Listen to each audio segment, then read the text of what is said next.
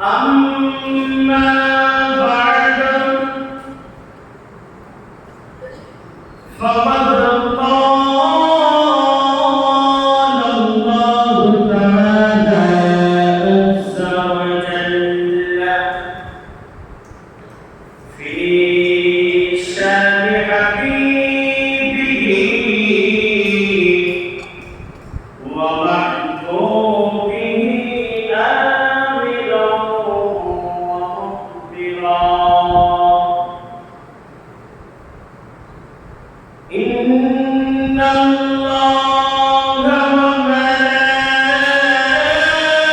وملائكته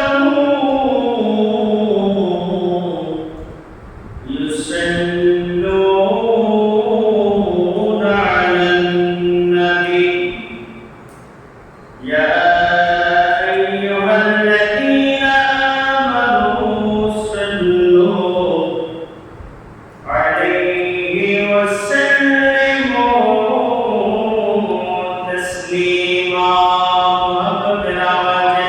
صلى الله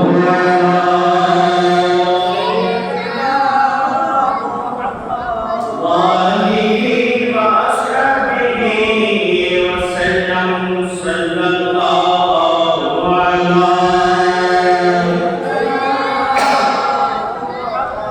عليه وأصحابه وسلم اللهم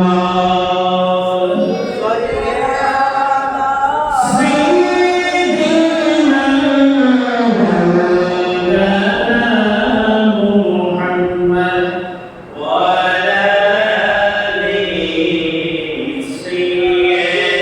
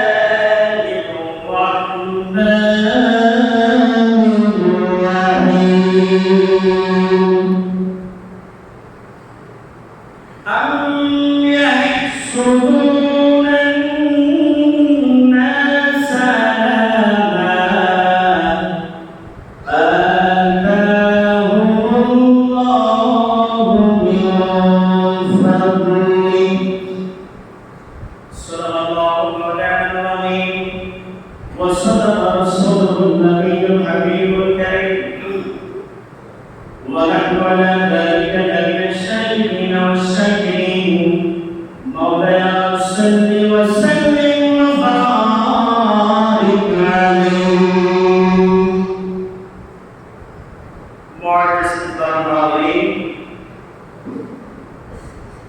সম্মানিত আমার পরম শ্রদ্ধেয় মুসলিম কিরাম, মুরব্বিয়ান ইকরাম, আমার মেহমানে উপস্থিত আমার উস্তাদের সমতুল্য উস্তাদি ইকরাম, পর্দারে ওয়াজ ও নসিহত শ্রবণ করার লক্ষ্যে যারা অপেক্ষামান রয়েছেন, শ্রদ্ধেয় মা ও বোনেরা, রাহিমানি ওয়া রাহিমাকুমুল্লাহ, আসসালামু আলাইকুম ওয়া রাহমাতুল্লাহি তাআলা ওয়া বারাকাতুহু। মহান রব্বুল আলামিন আহমদুল হাকিমের আলিশান দরবারে অসংখ্য অগণিত শুকরিয়া জ্ঞাপন করছি যে মহান রব্বুল আলামিন আহমদুল হাকিম আমাদেরকে এই মুবারকময় দিনে জিলকদ মাসের প্রথম জুমা আদায় করার লক্ষ্যে আল্লাহর ঘর মসজিদে আসার, বসার, ওয়াজ ও নসিহত শ্রবণ করার, ইবাদত বন্দী করার সুযোগ করে দিয়েছেন। সেই মওলার দরবারে শুকর আদায় করি আলহামদুলিল্লাহ। সাথে সাথে নবী পাক সাল্লাল্লাহু আলাইহি ওয়াসাল্লামের কদমে পাকের মধ্যে সালাত সালাম পেশ করি। আল্লাহ পাক সুবহানাহু ওয়া তাআলা হাদিসের কুরসির মধ্যে ইরশাদ করেন, লাউ মা কানা মাখরাকুল আহওয়াল, নবী তুমি না হলে আমি এই আরশের ওসিলা ও কালাম সিদরাতুল মুনতাহা কিছুই সৃষ্টি করতাম না। তোমার এই প্রেমে পড়ে তো আমার চেষ্টায় যখন আমি করেছি, সুতরাং তোমার প্রেমে পড়ে আমি তোমার উম্মতকে শ্রেষ্ঠ নবীর উম্মত বানিয়েছি। শুধু নয়, তোমার এই শ্রেষ্ঠ নবীর উম্মতকে ফেরেশতারা চিন্তা করেছে, আর যারা আদেশ অমান্য করেছে তাদেরকে লাআতের বরকত করে দিয়েছি। সেই রাসূল কারীমের কদমে পাকের মধ্যে মুহাব্বত নিয়ে, ভক্তি নিয়ে, শ্রদ্ধা নিয়ে, মায়া নিয়ে সালাত সালাম পেশ করি। আসসালাতু ওয়াসসালামু আলাইকা সাইয়্যিদি ইয়া রাসূলুল্লাহ, আসসালাতু ওয়াসসালামু আলাইকা সাইয়্যিদি ইয়া হাবিবাল্লাহ, আসসালাতু ওয়াসসালামু আলাইকা সাইয়্যিদি ইয়া রাহমাতাল লিল আলামিন। সম্মানিত হাজিরিন, তাদের এই মাগফিরাত কামনা করি যারা আমাদেরকে এতটুকু পর্যন্ত আসার সুযোগ করে দিয়েছে এবং এতটুকু পর্যন্ত দাঁড়ানোর সুযোগ করে দিয়েছে। আল্লাহর ঘর বানিয়ে দিয়েছে, রাসূলের ঘর বানিয়ে দিয়েছে, দ্বীন এবং ইসলামের চর্চায় অঙ্গভঙ্গি করে গেছে। ওই সমস্ত ব্যক্তিরা যারা কবরবাসে রয়েছে তাদের মাগফিরাত কামনা করি। সম্মানিত হাজিরিন, গত জুমায় আমার আলোচনা ছিল হিংসা, কবিরা গুনার মধ্যে অন্যতম হচ্ছে হিংসা। মানুষের মনে হিংসা রাখা, হিংসা থাকা অবস্থায়, বিদ্বেষ করা অবস্থায়, যদি যান আপনি নামাজে, যদি যান আপনি গানে, যদি যান আপনি হজে, যে সমস্ত কাজেই যান না কেন সবগুলোকে স্ট্রং রাখবে কি ইচ্ছা। সেই বিষয় নিয়ে গত জুমায় আমার আলোচনা ছিল, কিন্তু আলোচনা সমস্ত করতে না পারাই আজকের এই জুমা হিংসা বিষয় নিয়ে আলোচনা করবো বলে আপনাদেরকে ওয়াদা দিয়েছিলাম। শুরুতে যে একটি আয়াত কারিমা তেলাওয়াত করেছি সূরা নিসা, পঞ্চম পারা সূরা নিসা 54 নম্বর আয়াত। আল্লাহ পাক সুবহানাহু ওয়া তাআলা যদি দয়া হয়, রাসূল কারীমের যদি নেক নজর হয়, আমার সামনে উপস্থিত উস্তাদি আমার পরম শ্রদ্ধেয় মুসল্লিদের যদি দয়া হয়, কুরআন এবং হাদিস থেকে কয়েকটি কথা বলে আমার সংক্ষিপ্ত বক্তব্য জানব ইনশাআল্লাহ তাআলা। যে আল্লাহ পাক সুবহানাহু ওয়া তাআলা পঞ্চম পারা সূরা নিসা 54 নম্বর আয়াতে রব্বুল আলামিন আহমদুল হাকিম ইরশাদ করেন, আম ইয়াহসুবুনান নাস, আম ইয়াহসুবুনান নাস, নাস যারা মানুষের প্রতি হিংসা করে, বিদ্বেষ করে, বিমুখ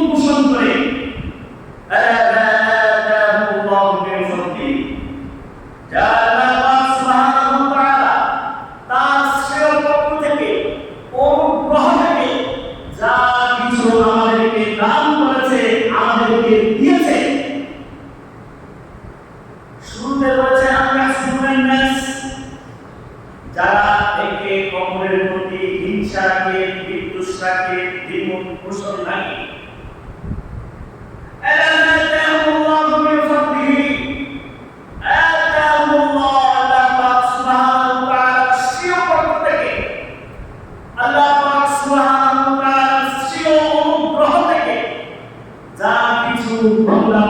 দান করেছে, দিয়েছে। এই আয়াত কারিমা যদি আপনি তাফসীরের কাছে যদি আসেন, সেখানে দেখা যাবে ইহুদি নাসারা তৎকালীন সেই সময় সেই জামানায়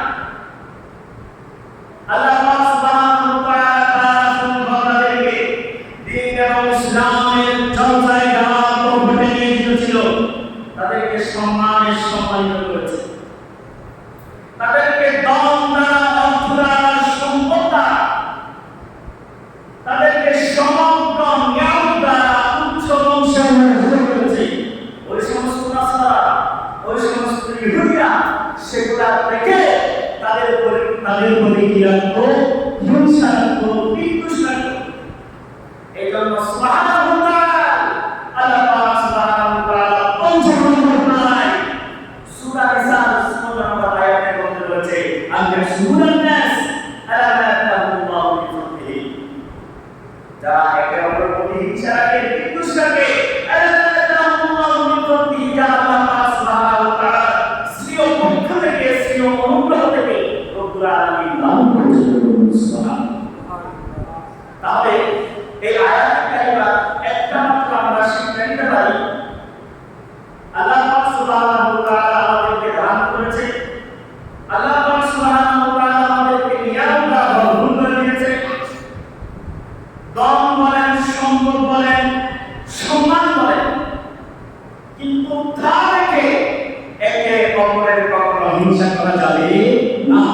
কতবার বলতে বলেছে হাদিসে পাকটা, যে ব্যক্তি এক অপরের হিংসা রাখবে, বিদ্বেষ রাখবে, আর সেই হিংসাওয়ালা জীবন নিয়ে, সেই হিংসাওয়ালা মানুষ নিয়ে, সেই হিংসাওয়ালা আমার মন নিয়ে দুনিয়াতে আছে চিন্তাই, আমি যাই হুকুমে, আমি যাই আল্লাহর কাছে দোয়া করে দিতে, আল্লাহ বলে তোমার হাত, রুকু এবং সিজদা নামাজ সমস্ত কিছু আমল চলে, আল্লাহ হাসান আমার কাছে পবিত্র আসবে না, যতদিন পর্যন্ত তোমার মন থেকে, তোমার দিল থেকে তুমি হিংসাকে বাদ দিতে পারো নাই, ততদিন পর্যন্ত তোমার সমস্ত ইবাদত বন্দেগী আমার কাছে কিছু আসে যাবে না। এই জন্য আমার বিষয়বস্তু হচ্ছে কবিরা গুনার মধ্যে অন্যতম হচ্ছে কি করা? হিংসা। এখন আসুন হাদিসে পাক কি বলে, নবী সাল্লাল্লাহু আলাইহি ওয়াসাল্লাম কি বলে? হযরত ইমাম হাসান বসরি রাহমাতুল্লাহি আলাইহি তিনি বলে যে যারা হিংসা করে, যারা একে অপরের মুসলমান ভাইয়ের প্রতি যারা হিংসা রাখে, তাদের চেহারা দেখলে তুমি অন্তত একটু অনুমান করতে পারবে কিভাবে সেটা। একজন মুসলমান আল্লাহ পাক সুবহানাহু ওয়া তাআলা একটা কথা বলেছে, আপনি যখন হজ করবেন, হজের মধ্যে ৬০ নম্বর চক্র যেটা দিলেন, সেটার মধ্যে বান্দা আল্লাহ পাক সুবহানাহু ওয়া তাআলা বলে, আল্লাহ তুমি আমাকে জমিনের মধ্যে পাঠিয়েছো।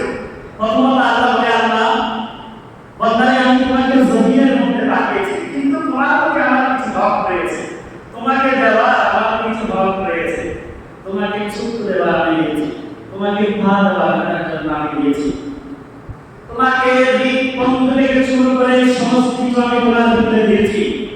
সমস্ত নিয়ামত দুপুরে কি কাটে, সকালবেলায় কি কাটে, দুনিয়ার মধ্যে দুষ্ট হওয়া থেকে মৃত্যুর আগ পর্যন্ত মৌত এবং হায়াতের মধ্যে তোমার ভিতরে রয়েছে, তার সমস্ত কিছু আমি তোমাকে দিয়েছি, তোমার হক আমি তোমাকে দিয়েছি। কিন্তু বান্দা তোমার প্রতিও আমার কিছু রয়েছে, হক রয়েছে, আমি দিয়ে দিয়েছি। আর বান্দা বলে, আল্লাহ তোমার প্রতিও আমার কিছু হক আছে। বান্দা বলে, আল্লাহ তুমি আমাকে করতে দিয়েছো, আমার দিয়েছো, কিন্তু আমি কি করতে পারি? আল্লাহ বলে, রব্বুল আলামিন বান্দা তোমাকে আমি সেই করতে দিয়েছি। এরপর বান্দা বলে, আল্লাহ আমাকে অর্থ দিয়েছো, সাহায্য দিয়েছো, টাকা দিয়েছো, পয়সা দিয়েছো, কিন্তু আমার সাথ নাই তোমার এই চতুর্দিকে বাইক আল্লাহ তোমার বাইক করার জন্য। এইভাবে একটার পর একটা পরিশেষে কথা বলে আল্লাহ তুমি আমাকে ক্ষমা করে দেওয়া ছাড়া কোনো উপায় নেই। তাহলে দেখুন এই তো ইমাম হাসান বসরি রাহমাতুল্লাহি আলাইহি বলে এমন বান্দা যারা নির্যাতিত নিপীড়িত জনম ভক্তদের শিকারের মধ্যে রয়েছে, ওই সমস্ত জনমকারী ব্যক্তিরা তাদের চেহারা একটু মেঘাচ্ছন্ন দেখাবে, অন্ধকার দেখাবে। সুতরাং তুমি তাদেরকে দেখলেই বুঝে যাবে এদের ভিতরে কি রয়েছে, বিদ্বেষ রয়েছে, হিংসার একটি বিরোধ রয়েছে। ইমাম হাসান বসরি রাহমাতুল্লাহি আলাইহি বলেন। আর হাদিসে পাকের মধ্যে নবী সাল্লাল্লাহু আলাইহি ওয়াসাল্লাম ইরশাদ করেছেন, হযরত আনাস বিন মালিক রাদিয়াল্লাহু তাআলা বর্ণনা করেন, নবী সাল্লাল্লাহু আলাইহি ওয়াসাল্লাম ইরশাদ করেছেন, নবীজির দরবারের মধ্যে হযরত আব্দুল্লাহ বিন আমর রাদিয়াল্লাহু তাআলা তিনি আগের কাতারের মধ্যে ছিল, মজলিসের মধ্যে আগে ছিল।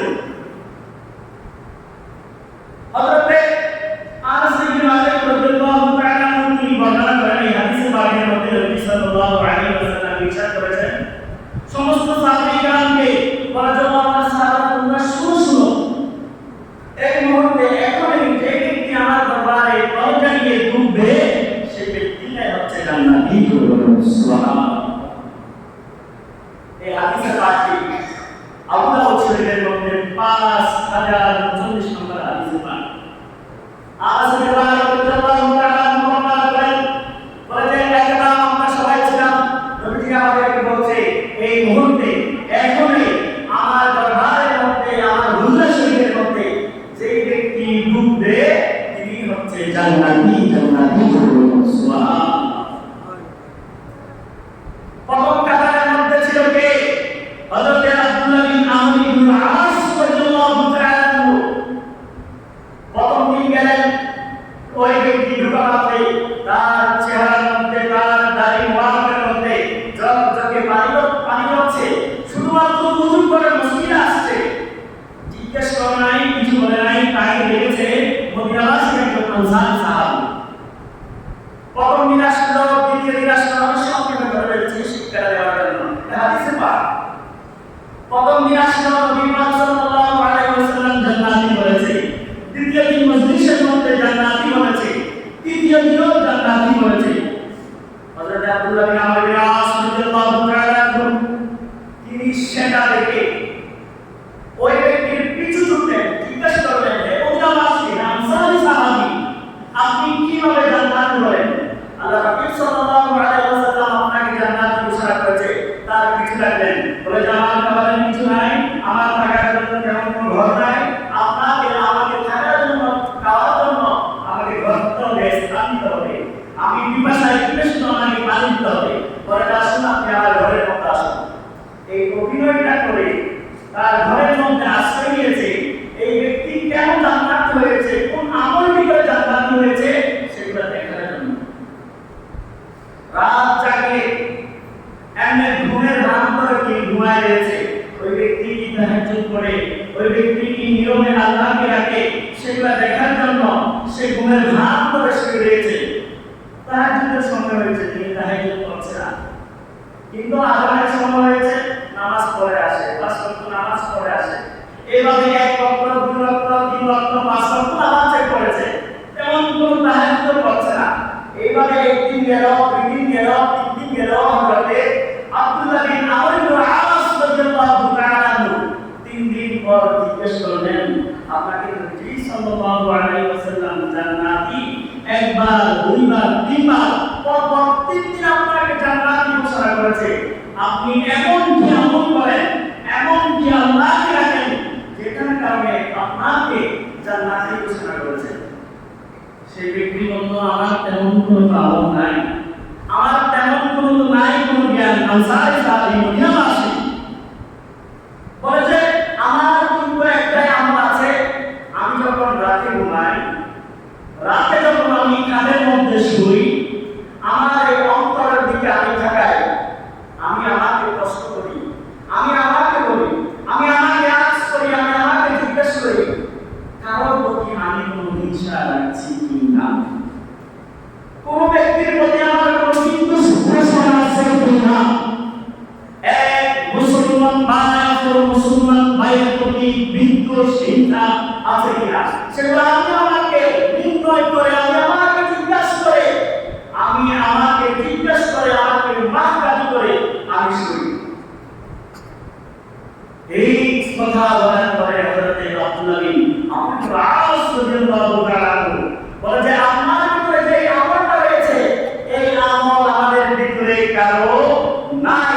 হযরত আব্দুল্লাহ বিন আব্বাস রাদিয়াল্লাহু তাআলা হাদিসে পাকের মধ্যে বলেন যে ব্যক্তি নিজে নিজের হিসাব করতে পারে ময়দানে হাসরের মধ্যে তার হিসাবকে আল্লাহ সহজ করে দেবেন। সুবহানাল্লাহ। হযরত আব্দুল্লাহ বিন আমর ইবনে আস রাদিয়াল্লাহু তাআলা তিনি বলেন আপনার ভিতরে যে আমলটা রয়েছে ওই আমলের কারণে কোন ব্যক্তির প্রতি হিংসা না থাকার কারণে কোন ব্যক্তির প্রতি বিদ্বেষ না থাকার কারণে আল্লাহ নবী সাল্লাল্লাহু আলাইহি ওয়াসাল্লাম আপনাকে জান্নাতি ঘোষণা করেছেন। সুবহানাল্লাহ। এখন আসুন এই হাদিসের পাক থেকে আমরা কি শিক্ষা নিতে পারি? এই হাদিসের পাক থেকে আমরা কি বুঝতে পারি? গত জুমার মধ্যে আপনাদেরকে একটা হাদিস শুনাইলাম, বুখারী শরীফের হাদিস, সেখানের মধ্যে ওয়ালা তাহাসসু ওয়ালা তাজাসসু ওয়ালা তানাজাসু ওয়ালা তাহাসাদু ওয়ালা তাদাবারু, এই সমস্ত হাসর যার ভিতরে রয়েছে ওয়ালা তাহাসসু তাজাসসু তানাজাসু তাজাসালু তামারাদু, মানুষ একে অপরের প্রতি ভয় নেই, একে অপরের প্রতি হিংসা রাখে, একে অপরের প্রতি বিদ্বেষ পোষণ করে।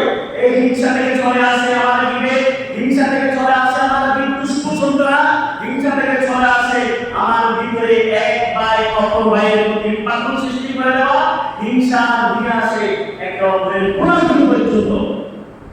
তো এই হিংসা আমাদের ভিতর থেকে আমরা যতদিন পর্যন্ত হিংসাকে লাথি দিতে পারবো না, বাদ দিতে পারবো না, ততদিন পর্যন্ত আমাদের ইবাদত বন্দেগী আল্লাহর কাছে কোনো কিছু আসে যাবে না।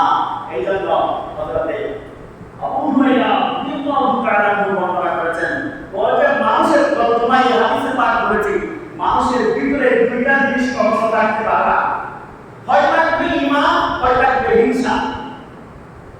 যার ভিতরে ঈমান রয়েছে তার ভিতরে কখনো কোনোদিন হিংসা থাকতে পারে না, আর যার ভিতরে হিংসা রয়েছে তার ভিতরে ঈমান থাকতে পারে না। এই দুইটা জিনিস আল হাসাদু ওয়াল গায়ব, এই দুইটা জিনিস মানুষের ভিতরে থাকতে পারে না, যে কোনো একটাই থাকতে পারে। তো যার ভিতরে ঈমান থাকবে না, ঈমানের সিলটা থাকবে না, হিংসা নিয়ে বসে রয়েছে, তাহলে আমার নামাজ, আমার ইবাদত বন্দেগী, আমার দোয়া করে দেব আল্লাহর কাছে, এগুলা কি কোনো কিছু কাজে আসবে না, আসবে না। এই জন্য আমি অনুরোধ করবো, এই জন্য আমি অনুরোধ রাখবো, আমরা যতটুকু পারবো হিংসাকে বাদ দিয়ে যথাযথ 5 ওয়াক্ত নামাজ পড়ার জন্য চেষ্টা করব। আল্লাহ পাক সুবহানাহু ওয়া তাআলা এই হাদিসের পাক থেকে শিক্ষা নেওয়ার আমাদেরকে তৌফিক দান করুন। আমিন।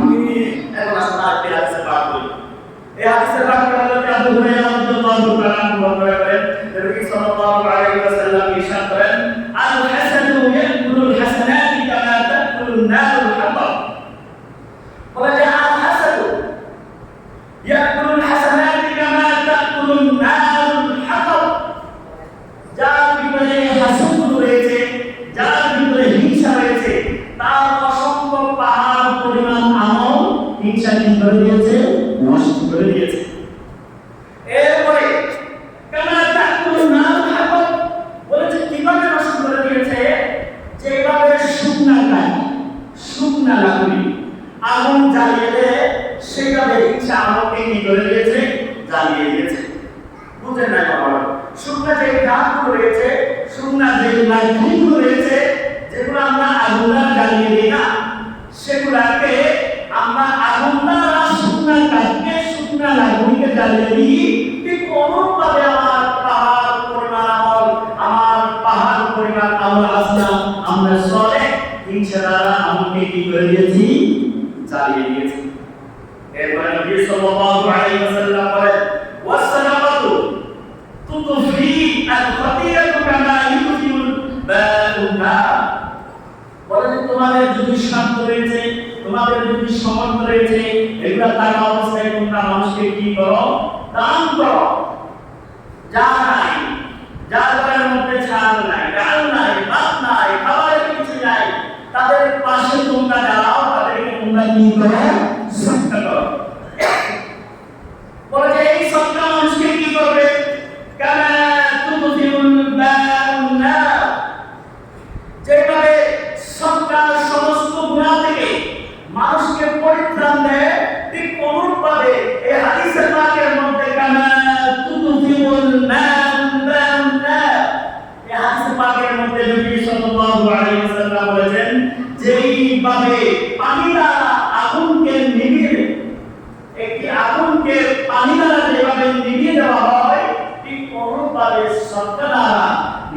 গুনাহকে মিটিয়ে দেওয়া হয়, জানিয়ে দেওয়া হয়। এই হাদিসের বাক্যের মধ্যে বলেছে দুইটা কথা। আপনার আমল রয়েছে পাহাড় পরিমাণ, কিন্তু আপনার ভিতরে কি রয়েছে? হিংসা রয়েছে। এই পাহাড় পরিমাণ আমলকে আপনার ওই সমস্ত আচরণ, হিংসারা আপনার আমলকে কি করে দিয়েছে? নষ্ট করে দিয়েছে। আর যে হাদিসের বাক্যের মধ্যে উদাহরণ দিয়ে বলছে যেভাবে শুকনা লাকড়ি আগুন দিয়ে জ্বালানো হয়, ঠিক অনুরূপ ভাবে হিংসারা আপনার আমলকে কি করা হয়? দেখেন, তো আমাদের ভিতরে যদি হিংসা থাকে, আমরা যদি আল্লাহর কাছে দোয়া করি, বলি যে আল্লাহ আপনি আমার উপর কেন কবুল করছেন না? আমার রয়েছে আমার ভিতরে হিংসা, কিভাবে আমার উপর কবুল হবে? আমার ভিতরে রয়েছে ওই সমস্ত হাসরত, যে হাসরতের কারণে আল্লাহ পাক সুবহানাহু ওয়া তাআলা যে সমস্ত ফেরেশতাগুলো রয়েছে তারা আমাকে আপনাকে না বলে কি থাকার কারণে? হিংসা থাকার কারণে। আর আমি যদি আল্লাহকে কমপ্লেইন করি, আমি যদি আল্লাহ পাককে অকল্পনা বলতে থাকি, আমার দোয়া কেন কবুল হচ্ছে না? আমার রয়েছে অভাব, আমার রয়েছে এটা, আমার রয়েছে ওটা। সুতরাং এক কথায়, এক বাক্যে আমার ভিতরে, আমাদের ভিতরে, মুসলমান ভাইয়ের ভিতরে যতদিন পর্যন্ত হিংসা থাকবে, ততদিন পর্যন্ত আমাদের আমল আল্লাহর কাছে গ্রহণযোগ্য কাজে আসবে না। এরপর বলে আসুন আরেকটি হাদিস শরীফ আপনাদের সামনে আলোচনা করি। এই হাদিসের বাক্যে মুসলিম শরীফে 6712 নম্বর হাদিস। এই হাদিসের বাক্যে হযরত আবু হুরায়রা রাদিয়াল্লাহু তাআলা থেকে বর্ণনা করেন, নবী সাল্লাল্লাহু আলাইহি ওয়াসাল্লাম ইরশাদ করেন, হিংসা কত বড় মারাত্মক জিনিস, হিংসা বিদ্বেষ পোষণকারী কত বড় মারাত্মক জিনিস। আল্লাহ পাক সুবহানাহু ওয়া তাআলা ফেরেশতাদেরকে কি তাগিদ দিচ্ছে, কি আদেশ দিচ্ছে। হযরত আবু হুরায়রা রাদিয়াল্লাহু তাআলা বর্ণনা করেন, নবী সাল্লাল্লাহু আলাইহি ওয়াসাল্লাম ইরশাদ করেন, তু'রাদু আ'মালুন নাসি ফি কুল্লি জুমআতিন মাররাতাইন। এই হাদিসে বাক্যের মধ্যে নবী সাল্লাল্লাহু আলাইহি ওয়াসাল্লাম ইরশাদ করেন, তু'রাদু আ'মালুন নাস, বলে যে বান্দা সপ্তাহে দুইবার আল্লাহর কাছে তার আমলনামাগুলো প্রেরণ করা হয়, উপস্থিত করা হয়, উত্তোলন করা হয়। বান্দা আল্লাহর কাছে সপ্তাহে দুইবার তার আমলগুলো, তার ইবাদত বন্দেগীগুলো আল্লাহর কাছে পেশ করা হয়, উত্তোলন করা হয়। কোন দিনে?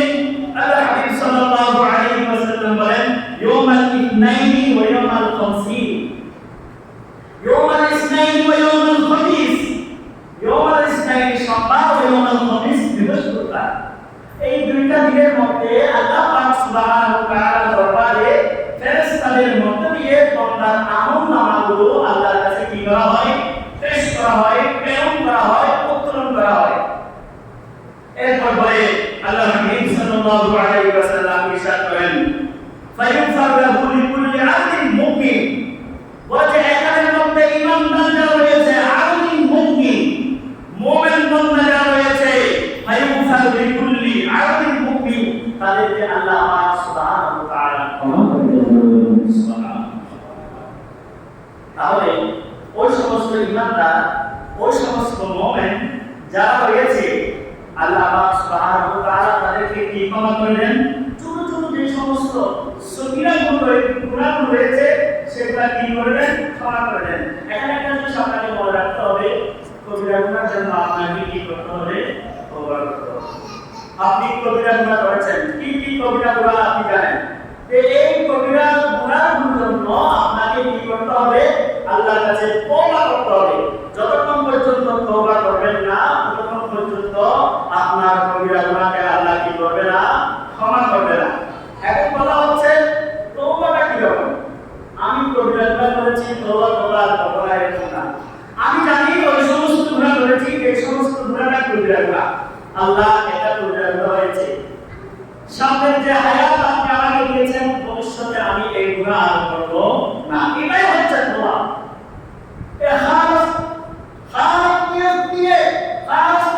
আপনি আল্লাহর কাছে তওবা করবেন, আল্লাহ আপনার তওবা কবুল করবেন। কারণ আল্লাহ পাক সুবহানাহু ওয়া তাআলা সমস্ত কিছু বন্ধ থাকলে রাত দিন 24 ঘন্টা আল্লাহর তওবার দরবারে কি রয়েছে? আপনাদেরকে অনেক দোয়ার মধ্যে হয়তো বলেছিলাম আল্লাহ পাক সুবহানাহু ওয়া তাআলা দুইটা গুণ রয়েছে, গফফার এবং সত্তার। গফফার মানে মানুষকে ক্ষমা করে দেওয়া, সত্তার মানে মানুষের দোষকে গোপন রাখা। কেননা মানুষকে ক্ষমা করলে কি হবে, ময়দানে হাসরের মধ্যে আল্লাহ পাক সুবহানাহু ওয়া তাআলা বান্দার অসংখ্য অগণিত পাহাড় পরিমাণ গুনাহকে সত্তারের গুণ দিয়ে গুনাহকে হজম করে দিবে, গফফারের গুণ দিয়ে ক্ষমা করে দিবে। সুবহানাল্লাহ। এই দুইটা গুণ আল্লাহর, গফফার এবং সত্তার। গফফার মানে মানুষকে কি করা, ক্ষমা করা। সত্তার মানে মানুষের দোষকে কি করা, হজম করা, গোপন করা। তো এই দুইটা জিনিস বান্দার ভিতরে যদি থাকে, আল্লাহ বলে ময়দানে হাসরের মধ্যে কঠিন মুহূর্তে আমি অসংখ্য অগণিত বান্দাদেরকে পাহাড় পরিমাণ দোষ তার ভিতরে রয়েছে, সেই দোষকে আমি আল্লাহ হজম করে আমি তাকে ক্ষমা করে দেব, তারা জান্নাত দিয়ে বলে দেব। সুবহানাল্লাহ। তাহলে এই দুইটা গুণ আমাদের ভিতরে থাকার প্রয়োজন আছে কি নাই? মানুষকে যতটুকু পারবেন ক্ষমা করবেন, মানুষকে যতটুকু পারবেন ক্ষমা করবেন, আর যতটুকু পারবেন মানুষের দোষকে হজম করবেন। আমি দেখেছি আমার একটা লাইফের দোষ, আমি দেখেছি অযথা অন্যায় একটা দোষ হয়ে গেছে, আমি সেটা নিয়ে যদি বলাবলি করি তাহলে সেটা কি কখনো হজম হবে? হবে না, সেটা আরো বেড়ে যাবে। এই জন্য আল্লাহ দুইটা গুণ, গফফার এবং সত্তার, আল্লাহ পাক সুবহানাহু ওয়া তাআলা গফফারিয়ত এবং সত্তারিয়ত গুণ বুঝার আমল করার সেই তৌফিক দান করুন। আমিন। একবার শুনে হাদিসে পাকের মধ্যে নবী সাল্লাল্লাহু আলাইহি ওয়াসাল্লাম বলেছেন, ফায়ুফারু লিকুল্লি আবদিন মুমিন, বলেছেন মুমিন ঈমানদার বান্দারা যারা রয়েছে ওই সমস্ত ব্যক্তিদেরকে সাতটাই দিন, ইয়াউমাল ইথনাইন ওয়া ইয়াউমাল খামিস, এই সোমবার এবং বৃহস্পতিবার দুই দিনের মধ্যে তাদের ছোট ছোট সগীরা গুনাহকে কি করে দেওয়া হয়? ক্ষমা করে দেওয়া। এরপরে নবী সাল্লাল্লাহু আলাইহি ওয়াসাল্লাম বলেছেন, ইল্লা আবদান বাইনাহু ওয়া বাইনা আখিহি ওয়া বাইনাহু আখিহি শাহইয়াউ বা শাহইয়াউ বা শাহসু। এই হাদিসের পাকের মধ্যে, হাদিস শরীফে বিভিন্ন জায়গায় অনেক রকম এসেছে, এই হাদিসের পাকের মধ্যে শাহনাউ এসেছে। ওই সমস্ত ব্যক্তিকে আল্লাহ ক্ষমা করে না সপ্তাহের দিনের মধ্যে, ইয়াউমাল ইসনাইনি ওয়া ইয়াউমাল খামিস, বৃহস্পতিবার এবং সোমবারের মধ্যেও কিছু কিছু ব্যক্তিকে আল্লাহ কি করে না, ক্ষমা করে না। ওই ব্যক্তিগুলো কারা? ইল্লা মান বাইনাহু ওয়া বাইনা আখিহি শাহসাউন বা শাহনাউ, ওই সমস্ত ব্যক্তিরা যারা একে অপরের প্রতি হিংসা রেখেছে, একে অপরের প্রতি বিদ্বেষ রেখেছে, দ্বিমত রেখেছে, হিংসা করে একে অপরের রাইকে, সমস্ত বান্দাদেরকে ক্ষমা করলেও এই সমস্ত ব্যক্তিদেরকে আল্লাহ কি করে না, ক্ষমা করে না। এরপরে নবী সাল্লাল্লাহু আলাইহি ওয়াসাল্লাম ইরশাদ করেন, ফায়ুকালু উতরুকু আবিদু হাদাইনি হাত্তা ইয়াকিনা, বলে ওই সমস্ত ব্যক্তিরা যতদিন পর্যন্ত সংশোধন হবে না, আল্লাহ পাক সুবহানাহু ওয়া তাআলা ফেরেশতাদেরকে বলেন, ও আমার ফেরেশতা যাও তাদেরকে সংশোধন হওয়ার জন্য সুযোগ দাও, তাদেরকে অনুমোদন সবার জন্য তাদেরকে সুযোগ দাও। যতদিন পর্যন্ত তারা ভাই ভাই মিলেমিশে থাকবে না, যতদিন পর্যন্ত একে অপরকে মেনে নিতে পারবে না, ততদিন পর্যন্ত ওই সমস্ত ব্যক্তির আমলনামা ইবাদত বন্দেগী রুকু সিজদা আমি আল্লাহর কাছে কাজে আসবে না। সুতরাং তারা যদি একে অপরকে মেনে নিয়ে একে অপরের সাথে মিলেমিশে থাকে, একে অপরকে বুঝে, যেমন আল্লাহ হাবিব সাল্লাল্লাহু আলাইহি ওয়াসাল্লাম বলেছে, আর মুসলমান মুসলমানের ভাই, এক অপরকে তারা ভাই হিসেবে মেনে নেয়, কোনো হিংসা না, কোনো বিদ্বেষ না, তারা একে অপরকে যদি মেনে নেয়, আমি রব্বুল আলামিন তাদের ইবাদত তাদেরকেও আমি মেনে নেব। তাহলে এই দুর্জমা আমার আলোচনা ছিল হিংসা কবিরা গুনাহের মধ্যে অন্তর্গত। এই হিংসা থাকার কারণে মানুষের ইবাদত বন্দেগী আল্লাহর কাছে যায় না। এই হিংসা করার কারণে, হিংসা থাকার কারণে, এক অপরকে মেনে না নেওয়ার কারণে আল্লাহ পাক সুবহানাহু ওয়া তাআলার দরবারে নাই কোনো আমল, নাই কোনো আল্লাহর মসজিদা, নাই কোনো রুকু, নাই কোনো আল্লাহর বান্দা ইবাদত আল্লাহর কাছে কোনো কাজে আসবে না। সুতরাং আপনি হিংসাকে যদি পরিত্রাণ দেন, হিংসাকে যদি আপনি রাখি দেন, আল্লাহ বলে আমিও তোমাকে কবুল করব, আমিও তোমার সমস্ত ইবাদত বন্দেগী কবুল করব। আল্লাহ পাক সুবহানাহু ওয়া তাআলা আমাদের হিংসাকে বাদ দিয়ে একে অপরের সাথে সুন্দর সম্পর্ক রেখে আমরা ভাই ময়দানে হাসরের মধ্যে আমাদের একটা পরিচয় রাখতে পারি। সুতরাং সেখানের মধ্যে কিছু কিছু শ্রেণী কিছু কিছু ব্যক্তি ভাগ হয়ে যাবে, তবে আমাদের সর্বোত্তম একটি পরিচয় থাকবে, সেটা আমাদের একে অপরের ভাই। এই ভাইয়ের মধ্যে যদি থাকে হিংসা, ভাইয়ের মধ্যে যদি থাকে বিদ্বেষ, সেটা আল্লাহর কাছে আমার আপনার ইবাদত কোন কাজে আসবে না। আমি যদি হই ব্যবসায়ী শ্রেণীর মানুষ, আমি যদি হই অন্য একটি আহম শ্রেণীর মানুষ, আমি যদি হই আলম শ্রেণীর মানুষ, আমি যদি হই অন্য একটি সেক্টরের মানুষ, সেই হিংসা যদি আমার ভিতরে থাকে, কিন্তু পরিমাণ হিংসা যদি আমার কাছে থাকে, আমার ইবাদত বন্দেগী, আমার সমস্ত বাসনা, আমার সমস্ত আরজি আল্লাহর কাছে কোনো কাজে আসবে না। সুতরাং আমার একটাই অনুরোধ থাকবে, আমার একটাই আগ্রহ থাকবে, বিনতি থাকবে আমার মুসলিম কেরামদের কাছে, আমার মুরব্বিদের কাছে, যদি হিংসা থাকে, আমি জানি আমাদের হিংসা নাই, এরপরে আমি অনুরোধ করছি, কোরআন এবং হাদিসের বাণী আপনাদের কাছে দিয়ে আছি, যদি হিংসা থাকে বাদ দিয়ে দেন, ক্ষমা করার সুযোগ আছে। যদি হিংসা থাকে, বিদ্বেষ থাকে, একে অপরকে যদি মানতে না পারেন, মারার ট্রাই করেন, মারার সর্বোচ্চ ট্রাই করেন, কেননা আল্লাহ সুবহানাহু ওয়া তাআলা আমাদেরকে এমন এমন দিন দিয়েছে, এমন এমন রাত দিয়েছে, বলে যে বান্দা তোমাকে কবুল করার জন্য অত্যাধিক চিন্তা, অত্যাধিক ইবাদতের প্রয়োজন আমার কাছে না। তুমি যখন আমার ওয়াহদানিয়তের রাত তুমি শুনেছো, আল্লাহু আকবার শুনে মসজিদে চলে এসেছো, আল্লাহু আকবার বলে তাকবীর ওরা বলে আলহামদুলিল্লাহি রাব্বিল আলামিন শুরু করে দিয়েছো, সমস্ত প্রশংসা তুমি যখন আমার করো, আমি তো আর সুবহানাল্লাহর মধ্যে থাকতে পারি না। আমি তোমার কতটুকু কাছে নাই তুমি জানো? তোমার চোখের মধ্যে যে ভ্রু রয়েছে, সেই ভ্রু তুমি দেখতে পারো না, অথচ তোমার চোখে অতি সন্নিকট হচ্ছে তোমার ভ্রু, এই ভ্রু তুমি চোখে দেখো না, ঠিক অনুরূপভাবে সেই ভ্রুর চেয়ে আরো কাছে আমি তোমার কাছে অবস্থান করে দেবো। সুবহানাল্লাহ। আর আল্লাহ তুমি যখন আমার প্রশংসা করো, তুমি যখন আলহামদুলিল্লাহি রাব্বিল আলামিন আর রহমানির রহিম আর রহিমানির রহমান, সেইভাবে যদি তুমি আমার ওয়াহদানিয়তকে স্বীকার করে নামাজের মধ্যে বলতে থাকো, আল্লাহ বলে আমি তো আর থাকতে পারি না, তোমার সমস্ত বাসনা তোমাকে আমি আমার আল্লাহর বান্দাই হিসেবে কবুল করে নিব। সুবহানাল্লাহ। এটা আসতে হবে, সেটা আসার জন্য আমাকে আপনাকে হিংসাকে রাখতে হবে। আর হিংসা নিয়ে যদি আমি আসি, হিংসা নিয়ে যদি বলি আল্লাহ ছাড়া কোনো ইলাহ নাই, কিন্তু আমাদের রয়েছে হিংসা। আর হিংসা নিয়ে যদি আমি মসজিদে আসি, বড় বড় তাসবিহ দিই, সুবহানাল্লাহ, আলহামদুলিল্লাহ, আল্লাহু আকবার বলি, আমার ভিতরে পেট করা হিংসা সে আল্লাহ বলে দিচ্ছে, সেই রকম ব্যক্তির ইবাদত আমার কাছে কোন কাজে আসবে না। কেবল আপনাদেরকে আমাকে কেবল সৃষ্টি করেছেন, ফেরেশতারা আপনি করেছে আল্লাহ, এগুলাকে কেন সৃষ্টি করেছেন? কবে মারামারি, কবে হারাহারি, এক অপরকে চিনবে না, ভাই ভাই মারামারি করবে।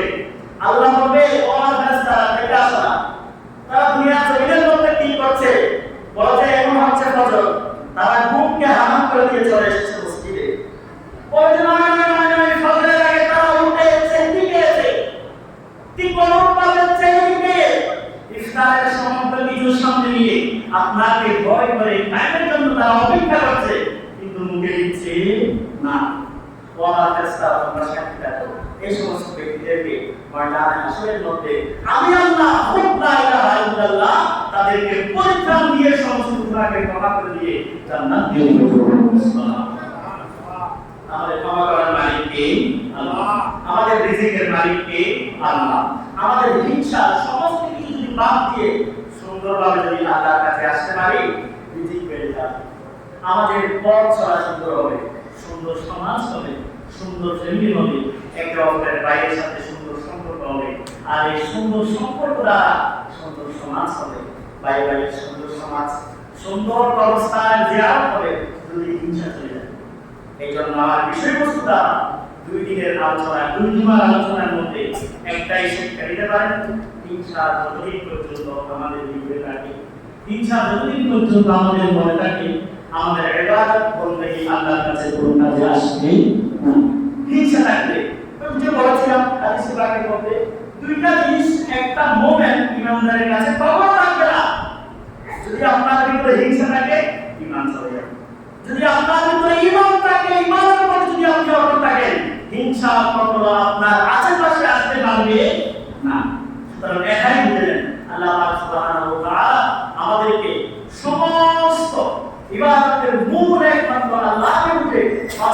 নামাজ পড়ে সেই মওলাকে রাজি করার সেই তৌফিক দান করুন সকল আমিন ওয়া আখিরু দাওয়ানা আলহামদুলিল্লাহি রাব্বিল আলামিন আসসালামু আলাইকুম ওয়া রাহমাতুল্লাহি ওয়া বারাকাতুহু যারা সুন্নাত পড়েন তারা